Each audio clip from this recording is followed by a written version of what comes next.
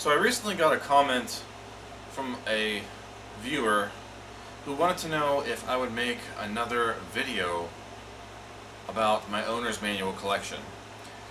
To which I pretty much responded saying, when I'm able to get another handful of owner's manuals, then I will make another video. Apparently,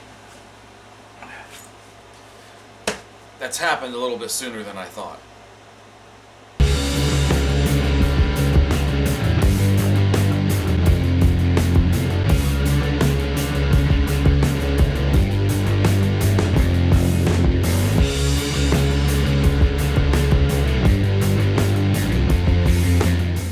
So welcome to today's installment of Mike's Vehicle Vlogs, and I want to thank you for joining me today.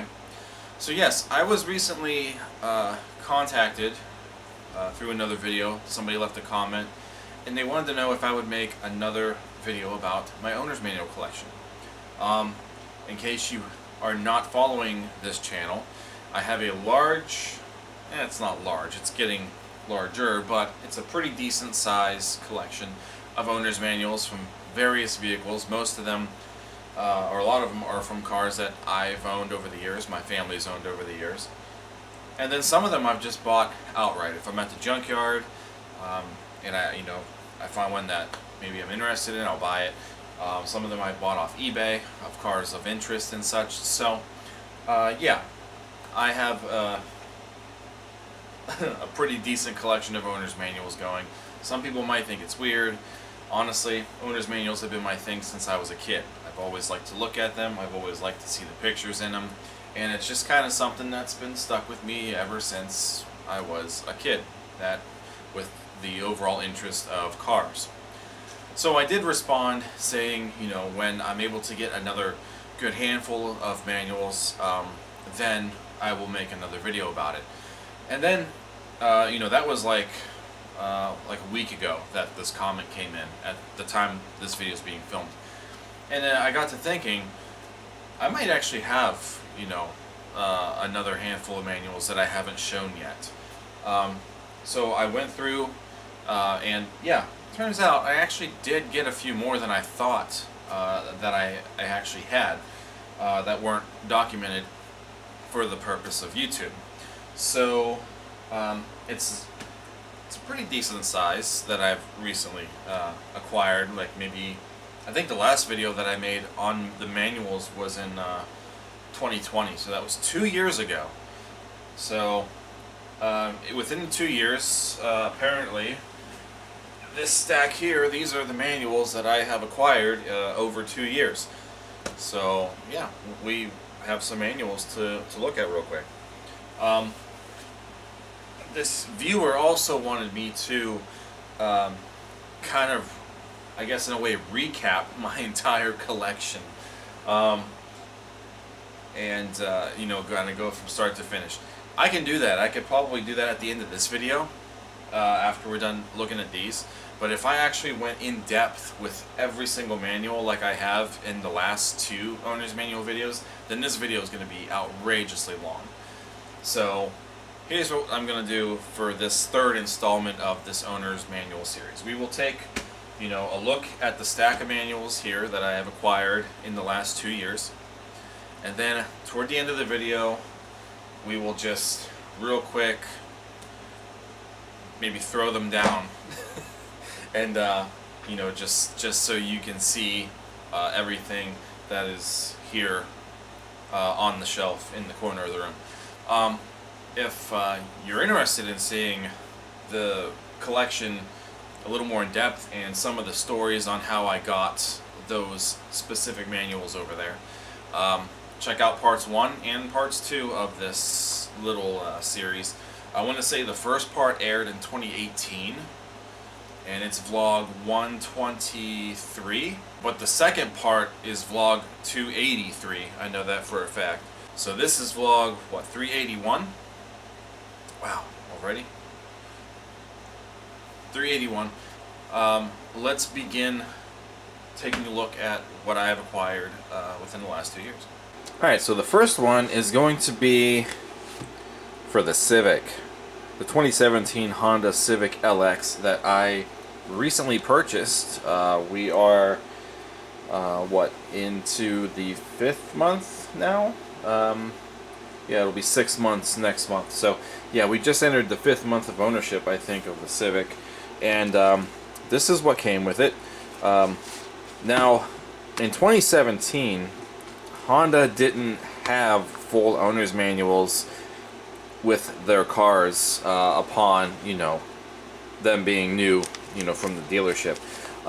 Instead, what they did was the whole owner's manual is incorporated onto a digital copy. This has never been opened. I'm probably not going to open it. But I also do understand, I'm pretty sure you can get a full book version physically if you order it through Honda, or nowadays probably eBay and stuff. So what did come with the car, however, is this owner's guide, and it's basically just a really small version of the owner's manual. It just kind of gives you, like, the drawings in it are pretty good, actually. I do like Honda's renderings in their recent manuals like this. It's pretty detailed there. But this book basically just kind of gives you brief rundowns on certain things with the car. Look, label locations, that's pretty cool. Oh, the gauges. I do like how all the lights are actually in color between the two versions. So that's pretty neat there. But it's just like I said, it's just a shortened owner's manual. Basically, just get straight to the point.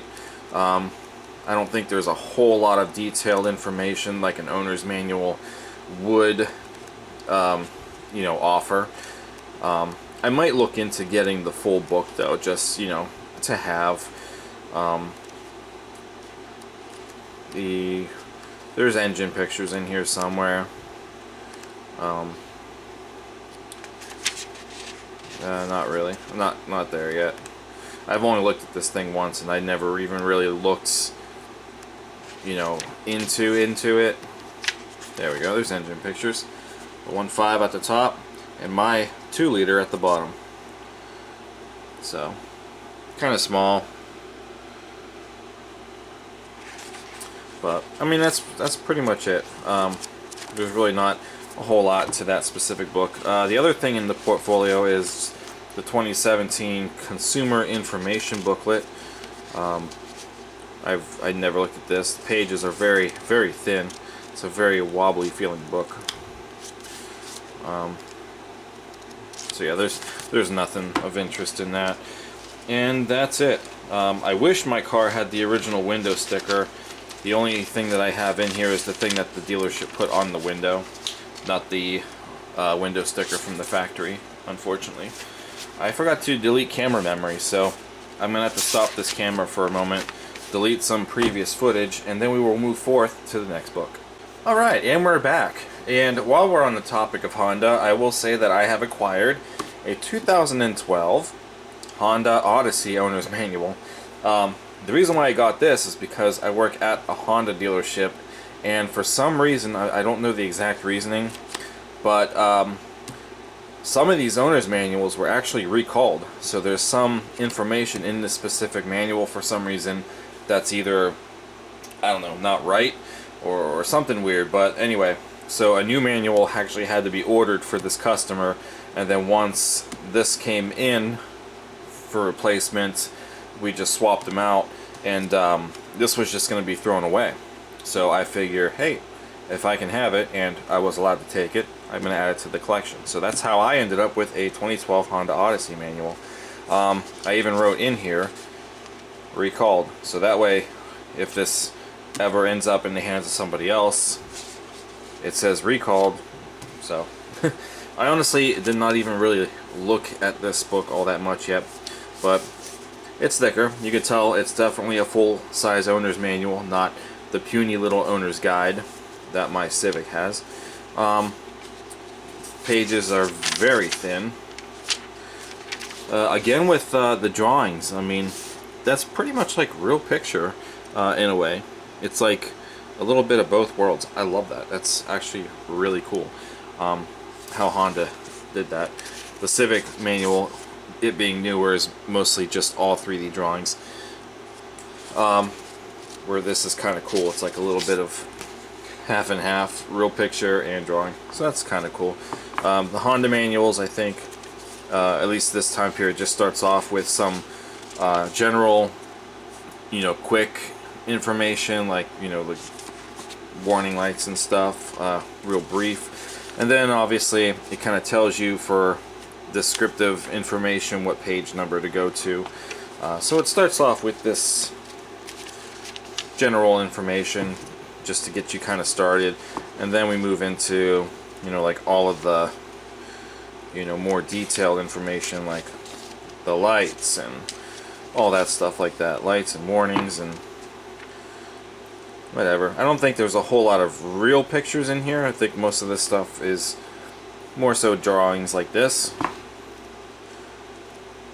Yeah, it looks like it's just all drawings and such. Like I said, I really haven't looked at all of this book. I browsed through it real quick. Stereo system there.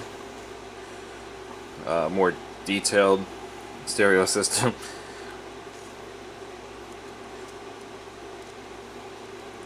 So yeah, I don't even know, like engine pictures and stuff.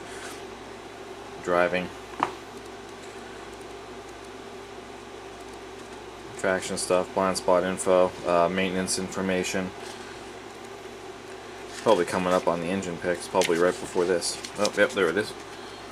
Not a whole lot to go into this picture here. Just kind of highlights where all the important stuff is, but other than that, just a bunch of lines. So I guess that's pretty much it for this Honda manual here. 2012 Odyssey book.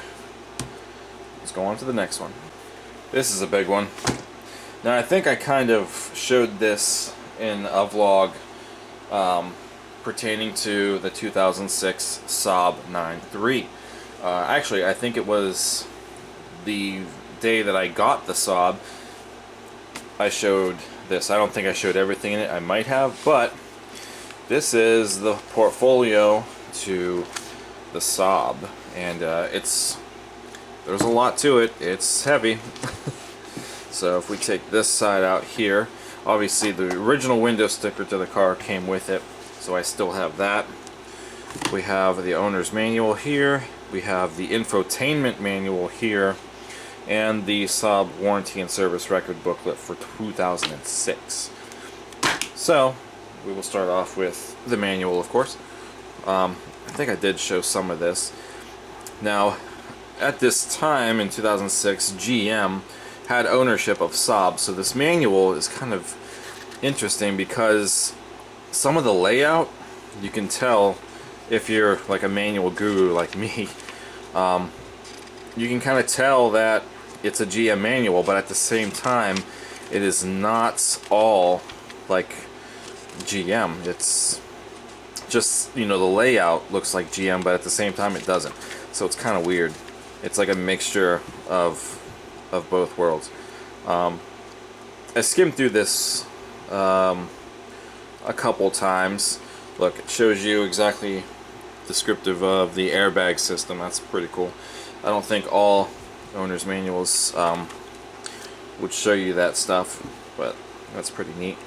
But anyway, yeah, I've skimmed through it a few times. I've had to look through it.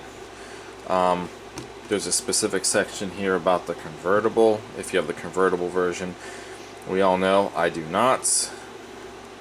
That would probably be pretty cool if I did have the convertible version, but at the same time it would probably be a nightmare.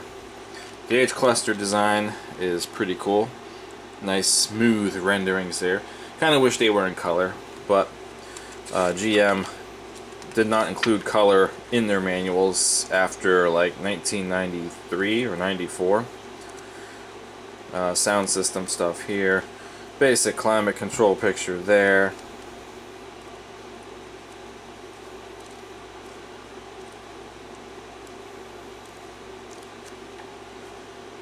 Yeah, just a lot of, some of the drawings are just kind of colorless, and engine bay. Okay, so that's the 4-cylinder engine compartment there. It's got all of the important stuff obviously darkened compared to the rest of the engine bay, which you could barely see on the camera because that's how faint it is. But I think you guys get the idea. And then there was obviously a V6 version, a turbocharged V6, and that is what that would look like there. So there's really, I don't think there's really a whole lot else to this. Another manual that includes all label locations, VIN information, stuff that could be shown on the SID, which is the dashboard display at the top of the dashboard. I see these ones with the light bulbs a lot because of the aftermarket bulbs that my stepsister threw in there. And then at the very back there's just a general, thing, quick reference almost. The infotainment manual is similar to the owner's manual there, obviously a lot thinner, but for the system that it is, it's quite, informative. I do not have the one with the screen on it, the big screen, and that's okay because the one that I have now is already kind of has given me headaches in the past since I've had the car. I think I may have finally got all of that sorted out though, at least I hope. No navigation.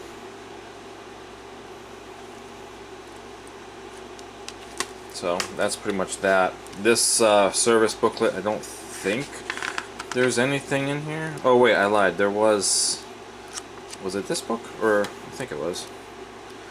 For a while, yeah, they were the original owners or second owners, one of the two, were actually having the services documented in this book. That's it though. There's still a lot of blankness there. And I went over that in the vlog about the Saab when I introduced it. The upper side of this portfolio has just a few other things of literature. It's got the Pirelli tire literature, the consumer guide, probably the warranty stuff, roadside information, in-car safety and quick reference. Oh, these have color pictures. Oh yeah, I don't even think I looked at this. Yeah, all that's in color. That's kind of nice. More quick reference stuff here. Tire pressures and such. That's pretty cool. Depending on your tire size. Didn't know that was there. Yeah, I don't think I realized that this was in there.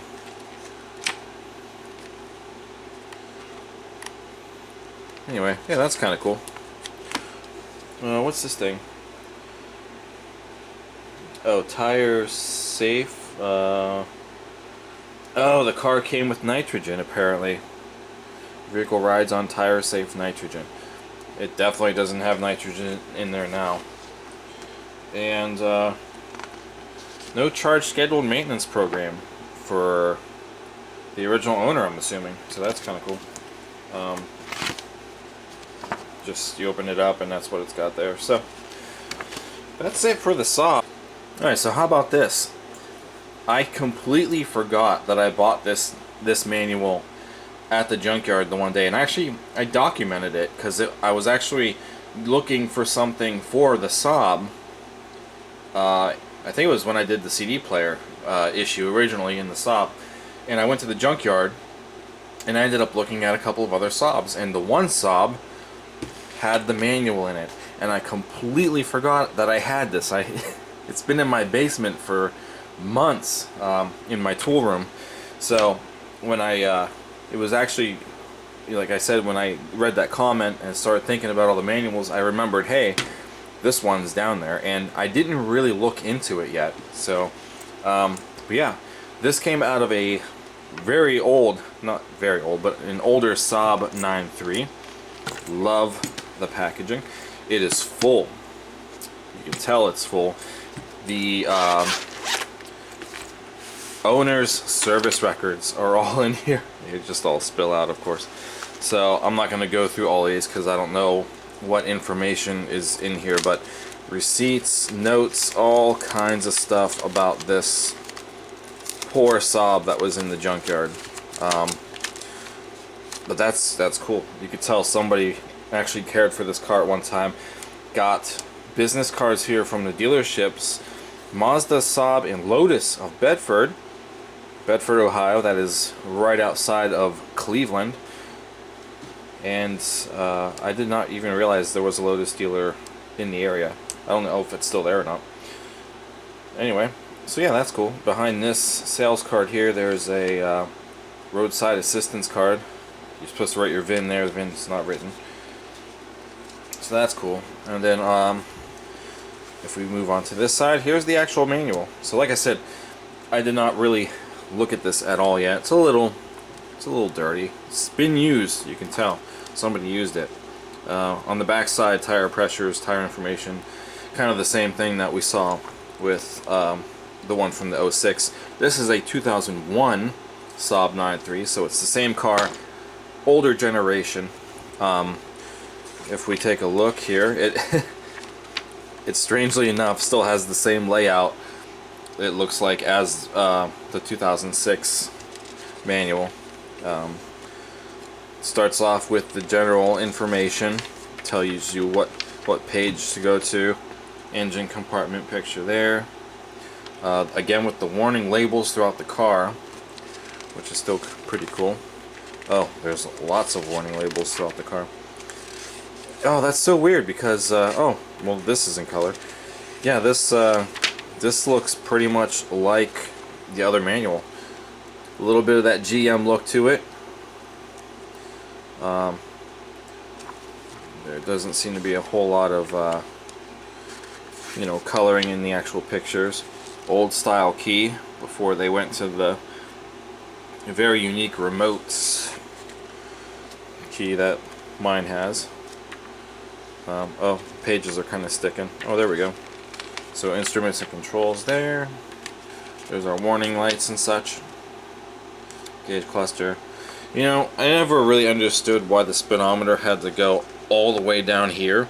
Like, they could have stopped at 120, but they were like, nah, let's just keep going, and they went all the way to 150. Weird design, but similar to what is in my Saab currently. So, warning lights there. Yeah, it's just, it's weird to see that this manual is very similar to the other one. So they obviously did not change their, you know, their layouts and stuff all that much over the time between 2001 and 2006.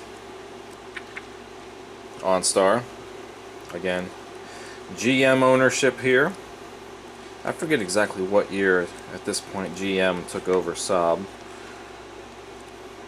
Starting and driving, stick shift. Nope. Automatic selections. And I'm sure there's another engine pick in here. Oh, right at the beginning. Again, it's kind of similar. All the important stuff is more so darkened in the picture compared to the rest of the lines and stuff on the in the picture. Light bulbs, belt rotation. Alright, so that's pretty much that. What else do we have here? The Saab warranty and service book. Do we have anything written in here?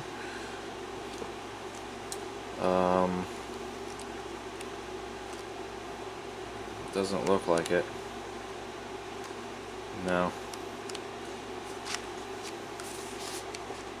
No. Never filled out. But everything appears to be in the portfolio. What's all this stuff back here? That'd be amazing if there was a window sticker in here. I don't know what this is. What is this? It's almost like a newspaper thing, but it's not. Lakes Warranty Corporation. Okay, so this is like it's a service contract. Okay, so nothing of real importance to us. Michelin tire information. Saab authorized dealers. Oh, that's cool. So it's a listing of all the Saab dealers that were around at that time by state. Cool. How many were in the Ohio area? 1, 2, 3, 4, 5, 6, 7, 8, 9, and 10. There were 10 of them. And, wow, that's pretty cool. So there's that. In-car safety. This feels like it might have been one of those things that they sit out in the car, like on a rope or something.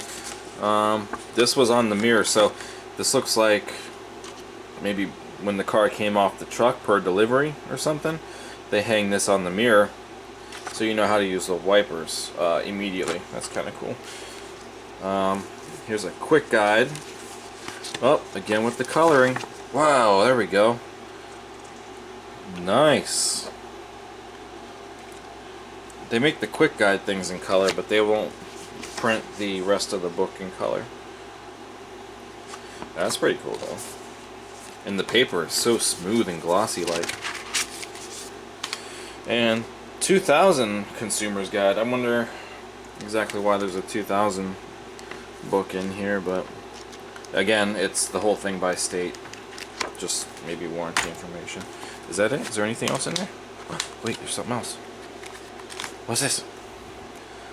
Oh, roadside assistance.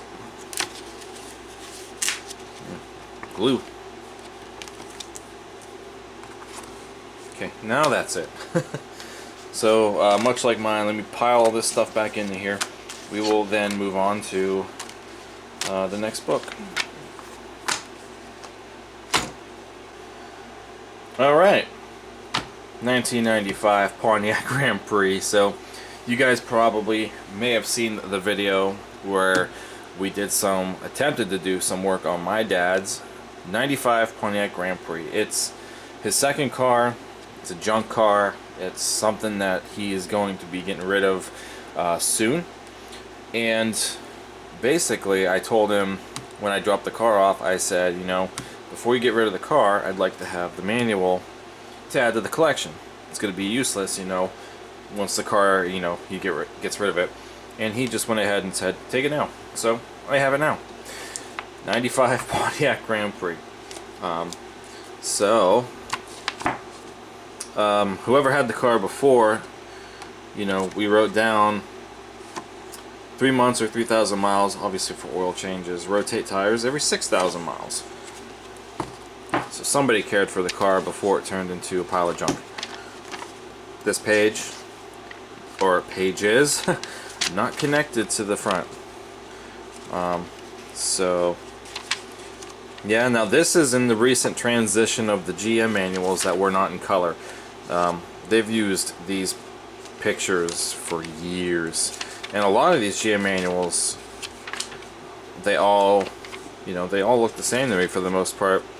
But this whole platform here that they're using was still relatively new, especially without there being any coloring in any of the pictures. Like I said, I think 93 was the last year that they had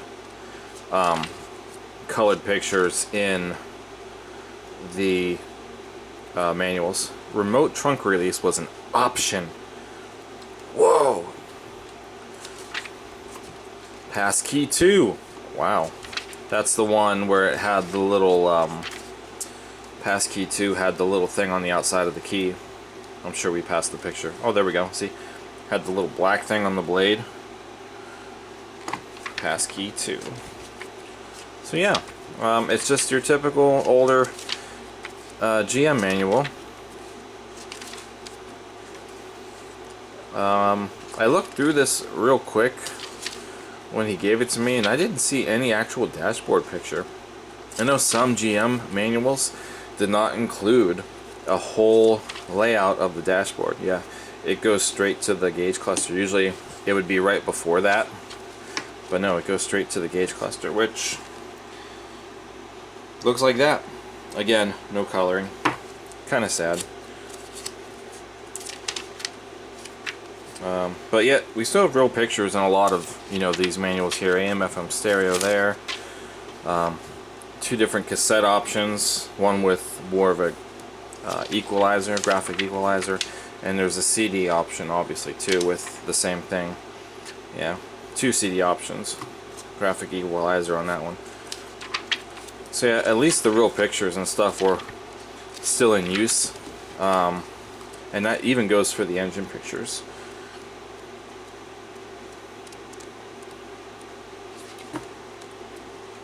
There we go. That's what I like to see. The 3100, which was still relatively new for this time period. And then there was a 3.4 option, which was the dual overhead cam version.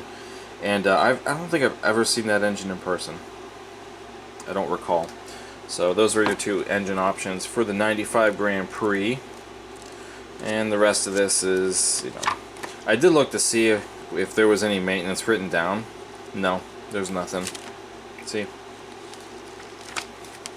So there we go. 95 Pontiac Grand Prix. Now we all know I have a deep love for the Grand Am because, well, that's like one of my childhood dream cars. I obviously have one now, and I've got quite a few Grand Am owner's manuals that we'll recap here probably at the end of the video. But I did have to order the one that started the whole thing for me, and that was specifically the 2000 Pontiac Grand Am.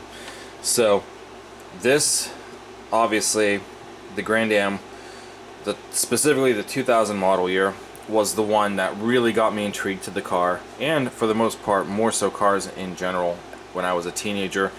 The 2000 Grand Am was the one my aunt had, so you can bet that I actually had this manual in my possession as a kid. I looked at this manual, I've read this manual, I've drawn pictures from this manual.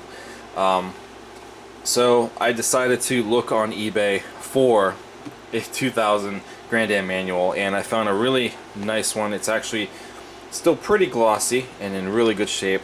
Obviously it came with this portfolio, and it's a very nice manual. So I had to, you know, even though there's really nothing different when it comes to this specific you know, book. It is a first edition, by the way. You know, there's really nothing special to the book. It's just like all of the other Grand Am manuals that I have, and basically, as you could tell, it looks very similar to that Grand Prix manual also, and kind of the Saab manuals in a way too. But because of it being, you know, the significance of the car, the model year, my history, you know, with the car, and you know what interest it sparked in me, I decided to look on eBay and I ordered this one. I forget how much I paid for it. There's our dashboard shot there. It's kind of funny because the gauges, yeah, they're in the right spot, but the actual design of the tack and the speedometer, yeah, those are from the Alero. The way that it looks. So obviously same platform car, but the drawing there kind of has the gauges that look like they were the Alero gauges, and then of course the gauge cluster there. So yeah, I literally read this book when I was 13. You know, other kids are reading real books, sports books, mystery books, scary books, whatever, and I'm at home reading about off-road recovery and passing. But that's just kind of what stuck with me, you know. This manual also does have the real pictures of the engine compartments, and yes, when I was a kid I drew them both. I wish I probably still have the drawings, I just don't know where they are. But there's the 2.4 liter twin cam 4-cylinder, and obviously my favorite, the 3400 V6 ram air on the GT application. So I really do you know, like that engine. I think it was one of GM's best. Unfortunately, it was flawed with the intake gasket problems, much like the other couple of GM engines. Sorry, I knocked my tripod over. From that time period. But you know, if you catch the issue soon enough, then that engine can run forever. And you know, mine is still running pretty well as we speak. Now, it did also come with the 2000 warranty and owner assistance information guide. Never filled out, obviously. It feels like it's never even been opened. It's pretty stiff. There's actually an imprint of the front Pontiac thing from the portfolio in it, so it's probably never even really been out of here. And that's it. There's nothing else in there. Nice cut and dry. So yeah, I had to get this manual to add to the collection because simply the significance that this particular model year and the car obviously has had to me. So 2000 Pontiac Grand Am manual. On to the next one. So the last two actually come from my old place of employment. One of the technicians was cleaning out his toolbox of junk that ended up getting in there over the, you know, however long he's been there, and he actually ended up finding two owner's manuals at the bottom of a drawer for two used cars that he had used the manuals as a reference, and the manuals never made it back in the car. So he was gonna throw them out. I said, hey, I'll take them. So I've got a Ford manual here, and it looks just like all of my other Ford portfolios from the Fords that I have had. This particular one belonged to a 2014 Ford Focus. So the Ford manuals, you know, throughout, you know, even more recently, they still look like this for the most part. Ford manuals over the years have always had very thin feeling pages. The books are always pretty decently sized, and they are very flexible because of how thin the pages are. I haven't really looked at this one either. You know, it's at this time period, much like my more recent Ford cars, you know, a lot of the drawings in here are more so, you know, 3D renderings. So there's, you know, there's quite some detail to these, you know, these drawings here, like the light switches and stuff there. But yeah, other than that, you know, the Ford books always seem to be very tight up here, so like in some of the pages, if you're trying to read it and the words kind of go into the crease, you know, that seems to be a thing with the Ford books. I passed over, oh yeah, there we go, there's our gauge thing. They don't show you where the warning lamps are in that particular drawing, which is very strange, but they go on to show you, you know, what warnings there are in the pages that follow. They just don't show you where they go on the actual cluster. What's that? Automatic climate control system. So yeah, that's pretty much it. Just a lot of, you know, 3D renderings and stuff. Where's the engine picture at? We're in sync. I think I passed it. You know, my Ford Touch. Yeah, more so in the middle of the book on these. Oh, there's the audio system controls there. Center stack. Wheels and tire, vehicle care, maintenance, fuses, maintenance. There we go. The 2-liter. Not a whole lot there. It's just, it kind of looks like some blobs in the picture. So there's that. But anyway, that's the book there. Also in here we have the Ford Focus Quick Reference Guide for 2014. More so colored, real pictures here. So yeah, just the quick stuff. You need to look something up real quick, here you go, type thing.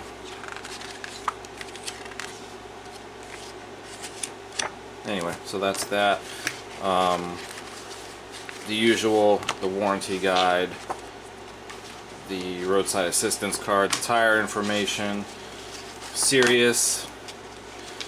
This particular one had the Ford accessory with it for the vehicle remote start and security system, so there's a manual for that. And the original window sticker actually is with this car. So it was a tuxedo black SE model with charcoal black interior. Looks like the only thing that this car had as an option was the power shift transmission. Everything else was pretty basic on this SE model. It was the it was the 4-door sedan version, and it was $20,045 in 2014 when it was new. So there's that. Also, I got one more manual to film, and I have to delete more camera memory apparently. So let me take care of that real quick and we'll finish this up. Alright, and the last manual again was from the guy at the place I used to work who was going to throw it out because the truck was long gone. But it's pretty cool. It's the only one that I have of its kind. 2017 Dodge Ram diesel, specifically for the heavy duty diesel versions. It's a pretty thick book. Chrysler manuals actually from this specific time period, like the you know, throughout the 90s and 2000s, and I don't think anything past the Fiat Chrysler merger. I don't think the manuals are quite the same. I haven't seen one newer in quite a while, but in 2007 it still looks like the older you know, Chrysler manuals, and I've always kind of liked the drawings and the detail of the Chrysler drawings. They have not changed. The way the drawings in this particular book are, and even the layout for the most part, looks a lot like the 95 Plymouth Voyager manual that I have, you know. So that's kind of cool, and that's why I thought, you know, this book would be really cool to have, if, you know, because it's still very vintage in a way with how their drawings and stuff are laid out. Yeah, they have not changed the way that these books look. Now, like I said, I don't know what Chrysler product manuals look like now, but I'm assuming they probably don't look like this, and if they do, well, that's pretty cool. Where are we at? I don't even know where this book is going at this point. Instrument panel. I want to look for the dashboard shot. Oh, there we go. Oh yeah, there we go. Yes, I've always liked how these particular drawings look in the Chrysler manuals. And then gauges after. A lot of stuff going on with the gauge picture. So there's that. Obviously the warning lights and stuff come after this. Not sure if the diesel book is any bigger. It might be a little bit bigger, I would assume, compared to like the regular Ram manuals from this time period. Where's the engine shot? Oh, there it is. Oh, look at that. That's the only one, I think. There's only one engine. Yep. The 5.9 liter high output Cummins turbo diesel. And I'll tell you what, I did not like doing oil changes on these when I worked at the last dealership. The oil filter location is awful, and if you don't use a plastic bag, it's gonna be a mess when you go to take that filter out. So that's it. We ran through the latest edition of manuals that I've gotten over the last year. Man, and now I guess we're gonna end this video with a quick rundown of all of the manuals that I have. So let's just go ahead and start from here. We'll just kind of work our way backwards with some of the ones that we just saw. So the 2007 Ram diesel, the 2014 Ford Focus, the 2000 Pontiac Grand Am, the 1995 Pontiac Grand Prix, the 2001, hold on, Saab 9.3, the 2006 Saab 9.3, the 2012 Honda Odyssey, the 2017 Honda Civic user guide, and here's all the rest in no specific order. 2002 Hyundai Elantra, 2002 Buick Rendezvous, 2003 Chevrolet Cavalier, 2006 Pontiac G6, 2001 Jeep Grand Cherokee, 1996 Jeep Grand Cherokee, 2002 Pontiac Grand Am, 2003 Pontiac Grand Am, 1984 Oldsmobile Cutlass Sierra and Cutlass Cruiser, 2002 Pontiac Bonneville, 2004 Oldsmobile Alero, 2009 Kia Sportage,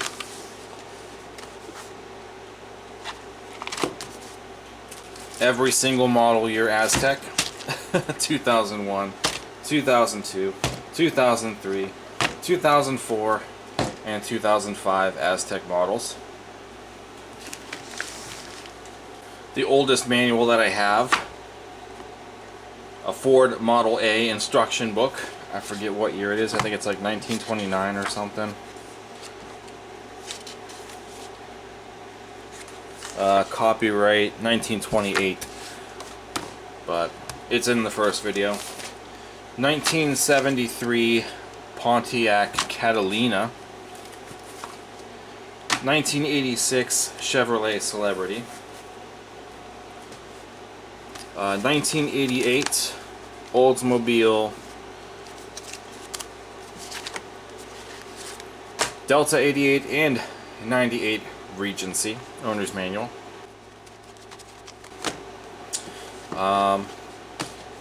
1989 Ford Taurus,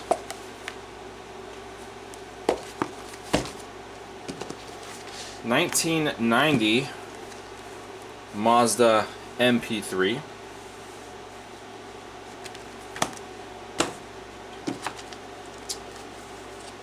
1992 Pontiac Bonneville, 1992 Chevrolet Corsica,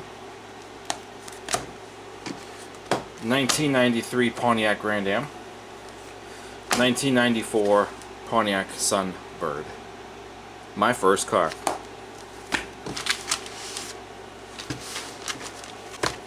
$1995. It's upside down. 1995 Pontiac Voyager, Pontiac Plymouth Voyager, 1995 Ford Windstar,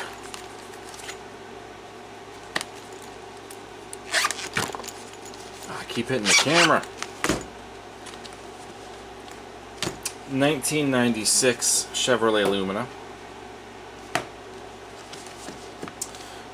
Cover's missing, but 1996 Chevrolet Corsica and Beretta. 1996 Honda Accord. 1997 GMC Jimmy. 1998 Oldsmobile Intrigue. 1999 Ford Mustang. 1999 Oldsmobile Alero. Rest in peace. Amazing car. 1999 Pontiac Grand Am. 1999 Toyota Corolla.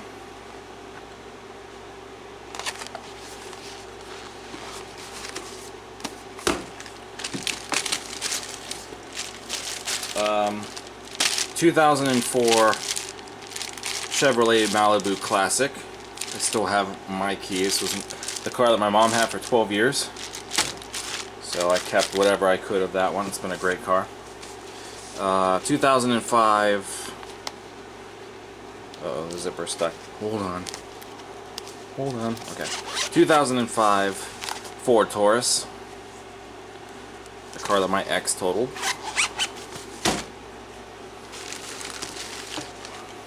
Whew, this is tiring. 2008 Pontiac Grand Prix.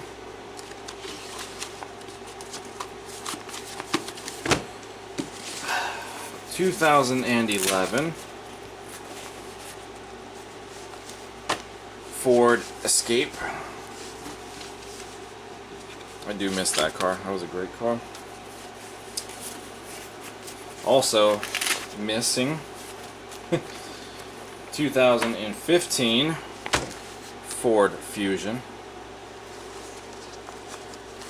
And last but most certainly not least, the 2015 Ford Fiesta.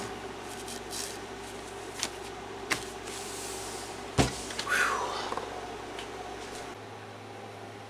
Now I gotta put all these back. And I gotta make room for the new ones.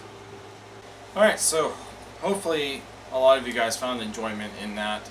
And I'm sure in another 2 years I'll probably make another video about this stuff. But that's the owner's manual update vlog, I guess. All the ones that I currently have. I'm pretty sure I covered everything this time. The ones that I just got recently in the last 2 years, we went a little more in depth with. And again, if you want to see more about the ones that are here, there's 2 other videos. If you backtrack far enough, you'll find them. That's it. I'm going to call it a night. Hopefully you enjoyed this, and if you did, thumbs up, comment, subscribe. I will see you guys next time. Thank you so much for watching. Take care.